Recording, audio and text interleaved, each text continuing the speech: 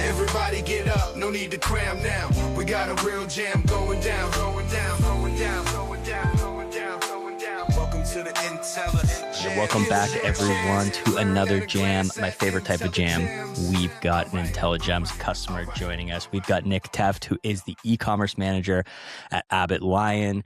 And Nick and I had the opportunity to kind of like jam a bit before the jam, the pre-jam. And one of the things that I was hoping that we could get through to on this episode, Nick, is I think that you're using IntelliJAMS in like a pretty interesting way. I think a lot of people hear IntelliJAMS, they think testing, they think price testing, but I think like a good chunk of what you're using the tool for and like what you're using it to solve is through personalizations. So I was hoping we could kind of make the jam topic today personalizations, if that works for you. Yeah, definitely. Cool. First of all, thanks for having me, Alex. Great to be on the first jam session. But yeah, I mean, it's so interesting with the data that you get back from some of the IntelliJAMS tests. You know, you could segment by channel, by landing page, by new versus returning customer. You know, you have all these sort of data points that you get out of a test and that you can kind of like dig in and analyze, you know, where the wins were, what channels or segments might have been most affected by a test. I think that's really where the benefit of personalization comes in, you know, because you could have a test that shows virtually no uplift, but if you get uplift for a certain channel, you know, that's really a win that you can roll out on your website quite easily with IntelliJAMS. You know, especially with the integration to Shopify too. It's not like other platforms like BigCommerce where you might be having to add like loads onto your code base or something like that and manage that, you know, personalization going forward. It's literally just like a sort of few clicks and it's there. I love that. And you're totally right. I think one of the most powerful ways to use personalizations is as you're running tests, you find these kind of, let's say like tidbits where it's like, hey, that wasn't a home run across everyone, but hey, there's something here. Like, let's potentially run that as a personalization or run it as a test. And I think like something you said there with like the rollouts is when people, I think a lot of people, when they think of the word personalization, they think of personalization strictly from like a content perspective. And what I mean by content is like, let's personalize the images, let's personalize like the headlines. But I know that you and the team have been doing more than kind of just content personalizations. Like, let's personalize offers, let's personalize discounts. How has that been going? And like any tips for listeners on kind of personalizations beyond content and getting into kind of some of those like deeper things? Yeah, definitely. I totally agree that I think a lot of people might view personalization as this like big scary thing, or it has to be exactly personalized to the person. So for example, we actually do sell like personalized jewelry, right? So, you know, some people might view personalization as, say someone named Chelsea comes on site, she wants to buy a necklace. All the name necklaces have the name Chelsea, but then her birthstone, and it's like super hyper tailored towards her. But that's not actually the case with a lot of personalization wins that you can see. So some examples I think of personalization that could be good is like, let's say you are running a test on, you know, content, for example. But how does that content actually benefit people by channel? So, you know, maybe that additional content on your website isn't benefiting people who are coming from like super social channels like Instagram or Facebook. Whereas if someone's coming from Google Shopping, you know, they might need more social proof and that sort of content, you know, more presence of reviews on a PDP or on your homepage to then get like more buy-in and therefore have a higher add to cart or conversion rate. So that's just kind of like one example too. I've seen really cool personalizations within how users actually navigate the website. So let's say you are a clothing retailer, you know, you're selling sportswear. I've seen some sites do like product recommendations based on where that person navigates. So let's say you're selling shoes. If someone's coming into your website, going onto the navigation, clicking on shoes, the upsells might be, you know, shoe spray to protect your shoes, laces. But if someone's coming in through cross-country running, the upsells on that same pair of shoes that they click into will be like cross-country running shirt, you know, shorts, maybe some sort of hydration item that goes along with that.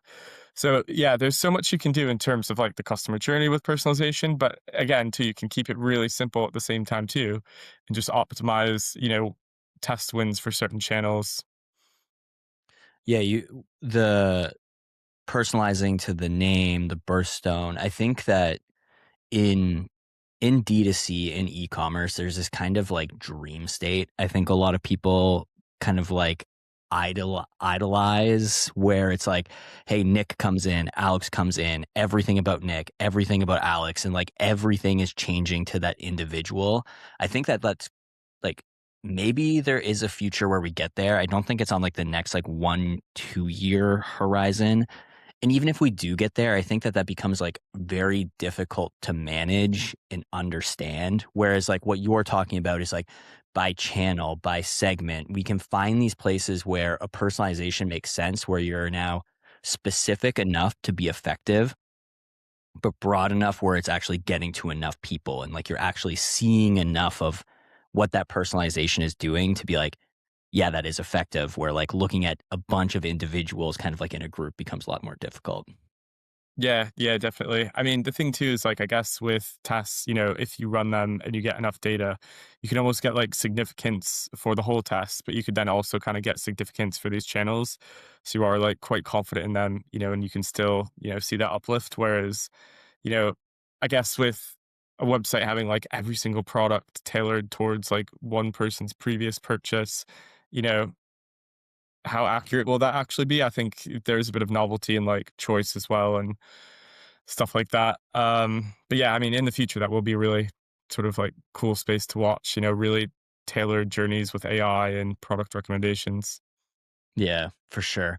Um, so one thing that you and I talked about before is this concept of basically, again, like I'm going to use the word personalization. I don't know if it's personalization in the terms that like maybe someone coming into this episode was thinking about, but like, hey, we have clearance items and we have like these kind of like strategic initiatives at the brand, and using distinct offers and using distinct kind of like upsells and using some of these different levers to pull on to go achieve like very specific outcomes.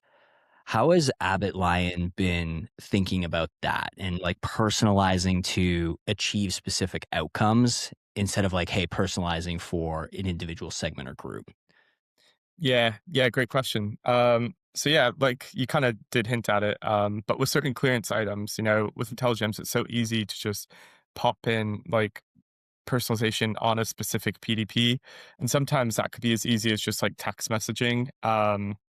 Not in terms of like text messaging like that, but actually just like copy within the PDP. It's super easy to implement. If you have a list of like your clearance URLs and you're pricing them already, you can really just like pop them in the IntelliJAMS system. The visual editor too is just great for like, coming in and making that quick fire change. So yeah, so it's also kind of like how people shop, if you do want to push an offer to a segment of people who might be more price sensitive or shopping lower priced items, you can add in that sort of like clearance messaging, which just kind of adds a better customer experience. You can add a bit of like urgency too if your sale might only be for like a weekend or a week. But again, that's great because that segment of your customer base will be seeing it, whereas it's not something you have to advertise on your strip banner across your whole website. So it's really hitting your relevant customers and that, key decision-making moment on site. I think that's the big piece, right? Is a lot of times when it's, oh, I don't want to adjust the price. I don't want to run a promotion because that price or promotion has this, I don't even know the term I want to use here, but like leakage, like it can get out to everyone, and I'm trying to do something specific, but then it ends up leaking into kind of the general public. So going on the clearance things like, hey, I want to adjust prices, or I want to have like 20% off on certain clearance items, and only when people see that. But also too, having the ability to adjust prices, adjust discounts, like coming in through specific channels, like you were saying, like, hey, there's people who are coming in who are going to be returning customers. They're coming in through SMS, they're coming in through email. You use the example of like social versus Google Shopping. Like even those two might have, you used the word price elasticity earlier. Like Mhm. there's probably different elasticities from different channels and like into different products. Yeah, and like even, just looking at like what customers are interested on our site. So last year when we launched bridal, we used personalization for those customers who are looking at like bridal products, because bridal customers will just naturally be looking to spend a bit more. When you think of, I don't know, bridesmaids and stuff like that, there might be like 10 of them if it's a big wedding. Maybe they all want like matching sets. So, we have room to kind of like push for a higher discount in a situation like that, or just tailor it, and say like, if you are interested in shopping bridal, sign up for this list. We'll send you more information, potentially have someone like reach out, something like that. So yeah, so there's so many facets to use in terms of like personalization. But it definitely is, I think, such a benefit to the consumer because they're not just getting this generic experience. It's tailored towards someone willing to spend more, someone willing to spend less. Maybe that person who's spending less wants to really know they're getting a good offer, that they're buying at the right time. So they need that security, which personalization can offer. And I think you guys just launched personalization based on Klaviyo segments, didn't you? We did. So you can start to get very, very personalized now with those segments. Yeah. That's going to be such a big one because so many brands run email exclusives, but when you get to the site, it's like, you kind of have to like check back to the email to see the actual code or, something like that. So I think that will definitely be a big win for a lot of brands using IntelliJAMS. Yeah, we're basically with that ability to personalize, it's not even through the click of that email. It's like through the actual segments you have in Klaviyo. And I think like Klaviyo has more or less become like the CRM for Shopify. So you have a lot of information about your customers in there. And like you said, hey, here's an offer for this segment. They click, they get off of the landing page you were going to send them to. And now all of a sudden the experience is broken. Or like, hey, if you want to have a specific offer or a specific price or something happening for that specific segment, make it happen for the segment rather than like I'm making it happen because you clicked to this specific spot through my email. Yeah, that's great. Um, so on the personalization front, maybe to switch gears a bit, we're talking about like historical, what you've done, what you've loved, what's worked. Is anything on your mind, Nick, as you kind of like go through the rest of the year? Like what's strategically important? What's keeping you up at night? And what kind of like big questions are you asking? And what important decisions do you need to validate? Great question. Yeah. So I think through the next year, we're really, really just looking forward to running like a lot more tests. I think testing has definitely been a focus for a lot of like retail brands in the last year or so. And we've done testing on site before, but it's really something we're just like looking at scaling up. And I think with each of those tests, I'm just really looking forward to getting like the actual insight based on new versus returning customers, channel split. I don't know, there's so much data in IntelliJAMS. It would be great to see like, what other information comes out of it that you probably just wouldn't even predict. Like I've said before too, segmentation by like landing page versus someone coming in directly to like a category page or product page. So just kind of like that testing aspect and pulling out, these gems of information out of them. So I think that's going to be great. In the space itself, I know Klaviyo released a few updates with their sort of like data information.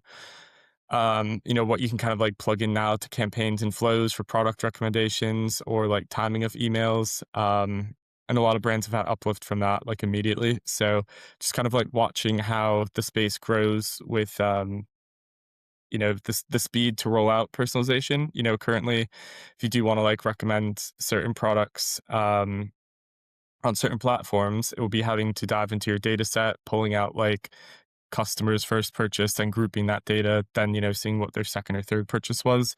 Whereas, with AI, that's all going to be sort of like streamlined and easy to plug in. So I think the gains from that for a lot of brands will be extremely beneficial. And, it'll be interesting to see how quickly that's rolled out across certain software providers.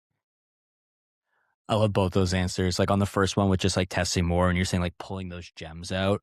Something I love to say is you ask a question, you see the results, and then you have 5 more questions. You might have an answer, but you also have 5 more questions that you can like keep on pushing forward, keep on diving deeper in and like getting a better understanding of. So I love that. And product team might kill me for saying this on the marketing pod, but from that AI perspective, like I think effective you were talking about like these customer journeys and like these different funnels and like how are they coming in, how are they interacting, what do they want, is I think AI does accelerate all that. And like from our perspective, we have this kind of like, let's help build hypotheses. Like, hey, what should we go ask? What should we go validate?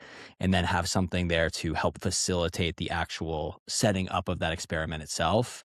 And then how do you read into it? Like you were saying, like from a product upsell perspective, I have all this data.